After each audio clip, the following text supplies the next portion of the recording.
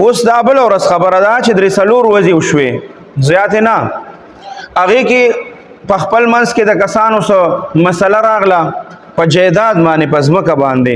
ګوره دا ځمکه او جایداد دا داسې څیزونه دي چې دا به ګورې زمونږ نه دلته په دنیا کې پاتې کېږي، دا دولت او دا هر څه به مونږ نه دلته په دنیا کې پاتې کېږي. مونږ ځان سره په کفن کې څه جیبونه نشته، مونږ به ځان سره پیسې یوسو، مونږ به ځان سره دولت یوسو، مونږ به ځان سره ځمکې یوسو، مونږ به ځان سره کورونه یوسو، سره به یوسو، سپین زر به یوسو، ډالرې به یوسو. په کفن کې ګورې جیبونه نشته. نو دومره غټ ظلم یې کړی دی چې په بډبیره کې په د جایداد څه مسلې په خپل منځ کې راغلې ده، نو په هغه کور باندې ورغلي دي. کله چې په هغه کور باندې ورغلي دي که نه، نو په هغه کور کې څوک وایي چې 8 کسان یا 9 کسان نفرو په هغه ټایم سره. په هغې کې زنانه هم وې، په هغې کې ماشومان او بوډاګان هم وو.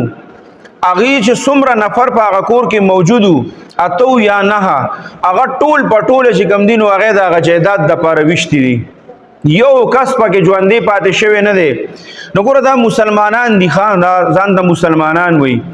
کله چې به مسلمانانو په کافرانو باندې هم حمله کوله او کله به د دین او د اسلام جنگ شروع، په هغه وخت کې به هم ګورې مسلمانانو ته دا تاکید و چې تاسو به په زنانو باندې، په بوډاګانو باندې، په ماشومانو باندې به ګورې توره نه اوچتوئ، تاسو به په هغې باندې ډز نه کوئ، تاسو به هغې ته نقصان نه رسوئ. او زمونږ پښتانه داسې حد ته رسېدلي دي چې هغه ورغلی دی، دومره کتره ماشوم پکې یو دی، کتره ماشوم دونه وړوکې، دومره کتره ماشوم چې کوم دی هغه هم ویشتی دی. ماشومان جینکې او زنانه او بوډاګان او ټول یې ویشتي دي. نو زمونږ مسلمانان مونږ وایو په مونږ باندې، خاص کر پښتانه مونږ وایو په مونږ باندې دا پلانکي عذاب او دا پلانکي عذاب او په مونږ باندې پلانکي مسلط شو، په مونږ باندې ډنګرې مسلط شو. نو په مونږ باندې به دا مسلط کېږي نه، په مونږ به دا عذابونه نه راځي چې د کوم څیز زمونږ اسلام هم اجازت نه دی ورکړی چې زنانه ماشوم بوډا ته به ته څه نه وی.